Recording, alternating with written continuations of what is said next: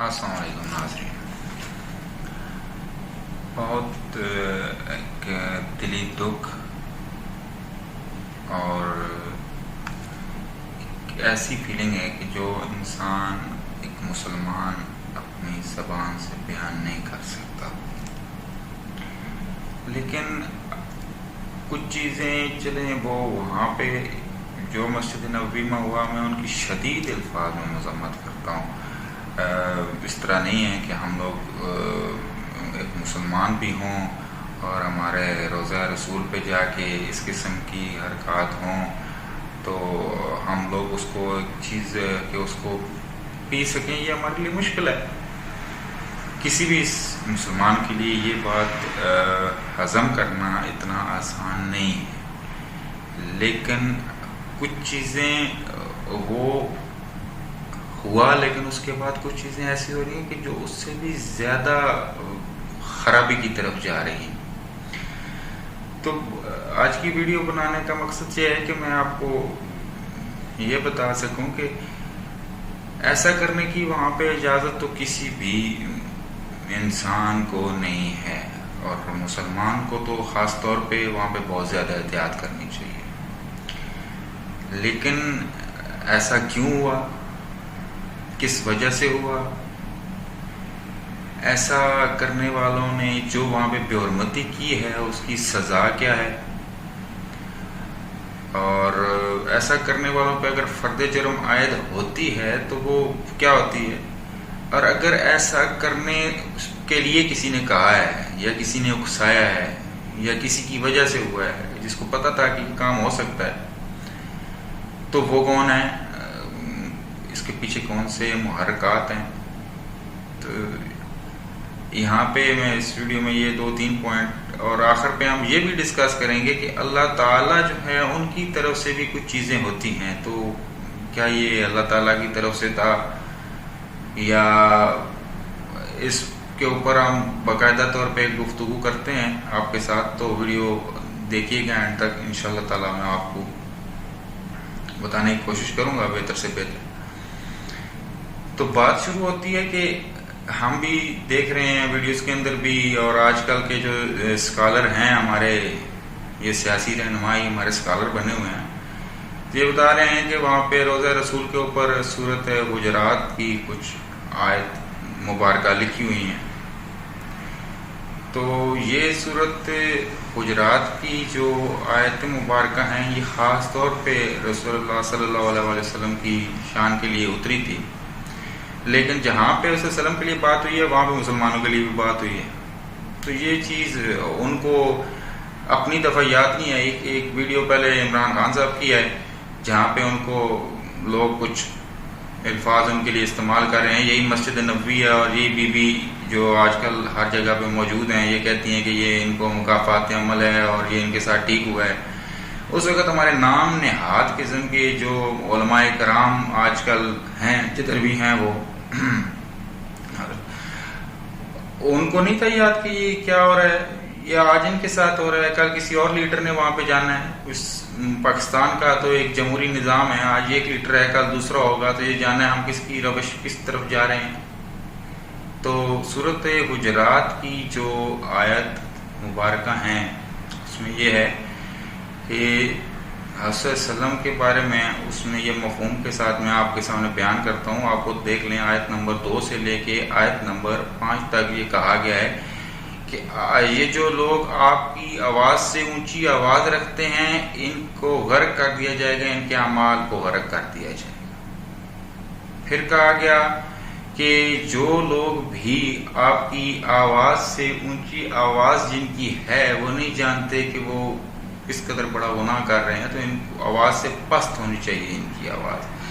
پھر کہا گیا کہ آپ جب حجرے کے اندر ہوتے ہیں تو جب باہر سے آواز دیتے ہیں تو ان کو آواز نہیں دینی چاہیے، صبر کرنا چاہیے، آپ باہر تشریف لے آئیں گے. تو یہ چیزیں بیان کی گئی ہیں صلی اللہ علیہ وسلم کی شان میں. اچھا پھر اگلی آیت ایک اور بھی ہے اس سے اگلی. اب یہ دین اگر کسی کے لیے کسی تک بھی پہنچانا ہے تو پورا پہنچایا جائے کہ اگر آپ کے پاس کوئی گروہ کوئی خبر لے کے آئے، کوئی فاسد لفظ استعمال کیا کہ فاسد کوئی خبر لے کے آئے تو اس کی تحقیق کر لیا کرو تاکہ کسی گروہ کے ساتھ زیادتی نہ ہو. تو مطلب ہمارے اوپر یہ لازم ہے کہ ہم تحقیق کر لیں. تو ایک چیز تو آپ اس کو سائڈ پہ کریں.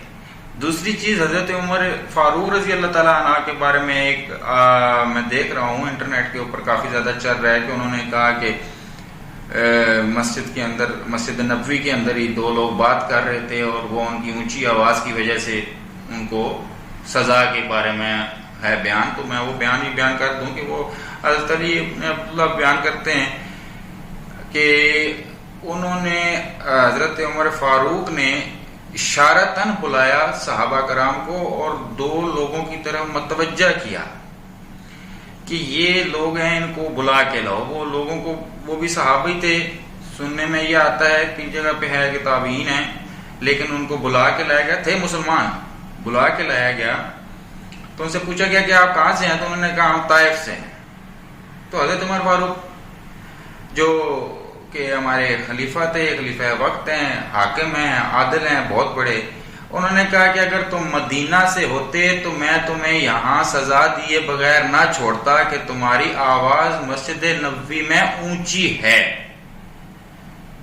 اب بات یہ ہے کہ مذمت ہم کرتے ہیں، یہ ایسا نہیں ہونا چاہیے. کسی بھی قیمت پہ یہ ہم اس چیز کو نہیں کہتے کہ یہ ٹھیک ہے، کسی بھی قیمت پہ ٹھیک نہیں ہے، لیکن کچھ تحقیق بھی کر لینی چاہیے. کچھ حوالے میں نے دیے اس لیے کہ یہ چل بھی رہے ہیں کہ اگر مثال کے طور پہ وہ گئے تو وہ مدینہ کے اندر کے نہیں ہیں، مطلب تھوڑی سی ان کو چھوٹ ملتی ہے. میں ان کو چھوٹ اس حساب سے دے دیتا ہوں کہ آپ لوگ اپنے معاشرے میں دیکھیں کہ ہمارے لوگ عمرہ کرنے کے لیے کون جاتے ہیں؟ جو بہت بوڑھے ہو جاتے ہیں. جوان تو بہت کم ہے، اور یہاں پہ جوانوں کو بھی کیا علم ہے، کیا تحقیق ہے، کیا کچھ ہے؟ آپ کے پاس کچھ بھی نہیں ہے. تو کسی کو وہاں پہ جاتے ہوئے یہ پتہ ہی نہیں ہے کہ وہ مقدس مقامات ہیں، وہاں پہ ہم نے کتنے احترام کے ساتھ رہنا ہے. اور ہر کسی کا ایک اپنا جوش ہوتا ہے، جذبہ ہوتا ہے، یا ایک اپنا اس کے اندر ایک علم ہے، اس کی ایک برداشت کی بھی طاقت ہے کہ جب یہ لوگ انہوں نے وہاں پہ دیکھے تو کسی سے کنٹرول نہیں ہوا، وہ کہہ بیٹھا. غلط ہے، انتہائی غلط ہے، لیکن ہمیں معاشرے کو بتانا ہوگا، لیکن ہم بتاتے نہیں ہیں. تو حضرت عمر فاروق کا اگر آپ کوٹ کرتے ہیں تو انہوں نے کہا کہ اگر تم مدینہ سے ہوتے تو میں تمہیں سزا دیے بغیر نہ چھوڑتا. مطلب کہ باہر کے لوگ شاید نہیں جانتے، شاید علم نہیں پہنچا، لیکن میں اس چیز کو چھوڑتا ہوں. ہم صورت حجرات کے اوپر آتے ہیں کہ اسلام ہے، اس میں اونچا منع کیا گیا تو نہیں ہونا چاہیے، لیکن تحقیق آگے کیا دیا گیا، تحقیق بھی کر لو. اسی ہی صورت میں کہا گیا، یہ اور بھی قرآن پاک میں کئی جگہ پہ آیا تو، لیکن میں اس کو یہاں سے کوٹ کرنا چاہتا ہوں کہ تحقیق، اگر تحقیق آپ نے کی ہے تو وہ روضہ رسول کے سامنے نہیں تھے، مطلب وہ مسجد کی حدود کے اندر بھی نہیں تھے، مسجد کی حدود سے باہر تھے. وضو خانے انڈر گراؤنڈ ہے، اوپر وہاں پہ یعنی کہ واش روم ہے، اس علاقے میں تھے. اندر کی ویڈیو میں نے ایک آدھی اگر دیکھی ہے، لیکن اس میں کوئی ایسی چیز میں نے نہیں دیکھی. تو میں یہ کہوں گا کہ تحقیق بھی کر لینی چاہیے. اور یہ جو آج کل اس کو سیاسی رنگ دیا جا رہا ہے، تو آپ جو سیاسی رنگ دے رہے ہیں ان کی جس میں مختلف شخصیات ہیں، آپ انٹرنیٹ پہ جب دیکھیں گے تو میری ویڈیو کو یاد کر لینا، آپ کو سامنے وہ چہرے آ جائیں گے. سیاسی رنگ دیا جا رہا ہے. تو سیاسی رنگ دینے سے پہلے میں ان کو تھوڑا سا بتا دوں کہ اتوار بازار کے اندر بے عزت ہوئے، آپ ڈیم کے پاس گئے، مطلب شہباز شریف صاحب وہاں پہ بے عزت ہوئے، آپ کو وہاں پہ بھی آوازیں دی گئیں. کراچی میں گئے، وہاں پہ بھی لوگوں نے آوازیں دی. بس پہ گئے یعنی کہ جو میٹرو کا تھا وہاں پہ گئے، تب بھی آپ کو آوازیں دی گئیں، آپ کو چور چور کہا گیا. کراچی میں گئے تب بھی تھا، اسلام آباد ایئرپورٹ پہ تھے تب بھی تھا، آگے ایئرپورٹ پہ اترے تب بھی تھا. ہاں، کوئٹہ کے سیمینار کے اندر بھی آپ کے ساتھ یہ ہوا. جب ہر جگہ کے اندر یہ معاملہ پیش آ رہا تھا تو آپ کو مقتدر حلقے اور جناب جو آپ کے مشاورتی ٹیم ہے اس نے منع کیا کہ آپ نہ جائیں، وہ پبلک سپاٹ ہے. مطلب ایک ہماری دینی جگہ ہے لیکن وہاں پہ پبلک ہوتی ہے بہت زیادہ، آپ نہ جائیں، وہاں پہ کوئی اس قسم کا ناخوشگوار واقعہ ہو سکتا ہے اور آپ کو بھی خطرہ ہے اور اس ایک جو ہمارا ایک عبادتوں کا محور ہے، وہ اس کا تقدس پامال ہو سکتا ہے اگر آپ وہاں پہ گئے تو۔ لیکن میں نے پہلے کہا کہ بے حرمتی ہوئی ہے، لیکن کروائی کہاں سے گئی؟ کروائی انہوں نے خود ہے۔ انہوں نے کہا نہیں ہم جائیں گے وہاں پہ، اگر ہمارے ساتھ یہ ہوگا تو یہ ہمارا ایک سیاسی ہتھیار بن جائے گا۔ آج مولانا جو ان کے ساتھ ہیں وہ سیاسی ہتھیار بنا رہے ہیں، وہ سارے کے سارے فتوے دے رہے ہیں۔ وہ ان کو فتوے اس ٹائم نہیں تھے، 2019 کا واقعہ، اس ٹائم ان کے فتوے نہیں تھے، یہی مسجد نبوی تھی۔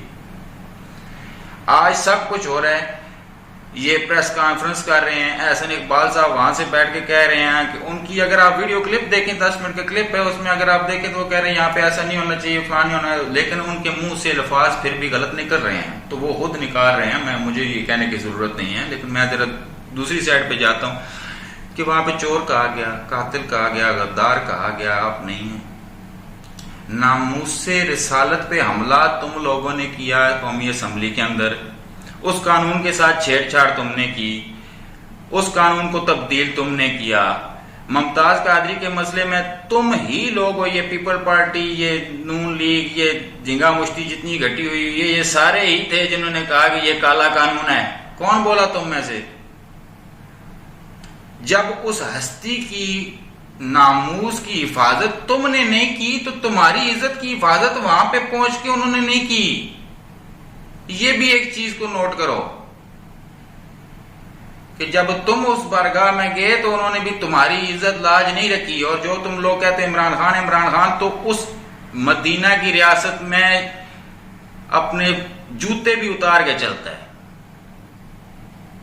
تم مت کہو یہ چیزیں، تمہیں پتا تھا، تم جان بوجھ کے گئے، تم نے جان بوجھ کے لوگوں کو اکسایا کہ ہمارے ساتھ یہ ہو، اور تمہارے ساتھ یہ ہوا ہے۔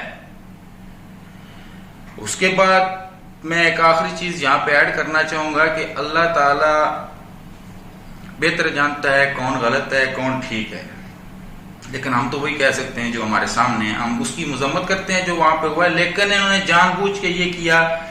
آپ ویڈیوز اٹھا کے دیکھ لیں، آپ ان کے بیان دیکھ لیں، آپ ان کا سیاسی اب رنگ دینا ہے دیکھ لیں کہ جو یہ سارا کچھ ہو رہا ہے تو یہ ایک پری پلان ان کی طرف سے تھا۔ لیکن ایک اور چیز اللہ تعالیٰ کا میں قرآن پاک میں پڑھ رہا تھا کہ اللہ تعالیٰ سورۃ الحج میں 18 نمبر آیت میں یہ فرماتے ہیں کہ جس کو میں نے ذلیل و خوار کرنا ہو ہم اس کو ذلیل و خوار کر دیتے ہیں، اور کسی بھی جگہ پہ، اور میں بہتر ذلیل و خوار کرنے والا ہوں، یا میں جو چاہتا ہوں وہ کر سکتا ہوں۔ یہ قرآن پاک کی آیت ہے سورۃ الحج میں 18 نمبر آیت۔ تو اللہ تعالیٰ نے آپ کو ذلیل و خوار کیا ہے، کیونکہ ہمارا یہ ایمان ہے کہ اللہ تعالیٰ کی مرضی کے بغیر تو کچھ بھی نہیں ہو سکتا۔ تو ذلیل و خوار آپ خود ہوئے ہیں۔ تو میرا یہ ہے کہ آخر میں پھر یہ کہوں گا کہ وہاں پہ لوگ بہت سارے ایسے ہیں جو مزدور طبقہ ہے، بہت سارے ایسے ہیں کہ اگر آپ ان کو اتوار بازار کے اندر ملے تو وہ تب بھی آپ کو کہیں گے بھائی، آپ نیو یارک کی کسی سڑک پہ ملے تو تب بھی آپ کو کہیں گے، اسلام آباد کی سڑک پہ ملے تب بھی آپ کو کہیں گے۔ ان کے لیے ایک جیسے یہ وہ جذبات کو کنٹرول نہیں کر سکتے، انہوں نے آپ کو کہا ہے لیکن غلط ہے۔ ہمیں ان کو تعلیم دینے کی ضرورت ہے، ان کو سرٹیفکیٹ دینے کی ضرورت نہیں ہے کہ تم لوگ تو اسلام کے دائرے سے خارج ہو گئے۔ ان کو تعلیم دینے کی ضرورت ہے کہ آپ لوگوں نے یہ غلط کیا ہے۔ لیکن میرا یہاں پہ ایک سوال ہے، اور میں یہاں پہ اپنی جو آپ سے بات کرنی تھی مکمل کرتا ہوں کہ ان کو تو ہم تعلیم دیں گے، بتائیں گے کہ یہ جو آپ نے کیا وہ غلط کیا، لیکن ان کو تعلیم کون دے گا؟ جو یہ چور ہیں، غدار ہیں، ڈاکو ہیں، انہوں نے کیا کچھ نہیں کیا۔ ماڈل ٹاؤن کے اندر انہوں نے کیا کچھ نہیں کیا، سندھ کے اندر انہوں نے قتل کیے، وہ کیا ہے، سندھ کے اندر بھوکے لوگ مر گئے، وہ آپ دیکھ سکتے ہیں۔ بلوچستان کے اندر انہوں نے ایک آرمی بنا کے بیٹھے ہوئے ہیں، اور بلوچستان کے اندر وہ جو کچھ بھی ہو رہا ہے کسی سے ڈھکا چھپا نہیں ہے۔ پنجاب کے اندر یہ رانا ثناء اللہ صاحب یہ ابھی آئے ہیں، انہوں نے پہلے ہی ماڈل ٹاؤن میں جو کچھ کیا آپ جانتے ہیں۔ قاتل بھی ہیں، ناموس رسالت پر حملے بھی کرتے ہیں، چور بھی ہیں، غدار بھی ہیں۔ ان کو تعلیم کون دے گا؟ سوال یہ ہے۔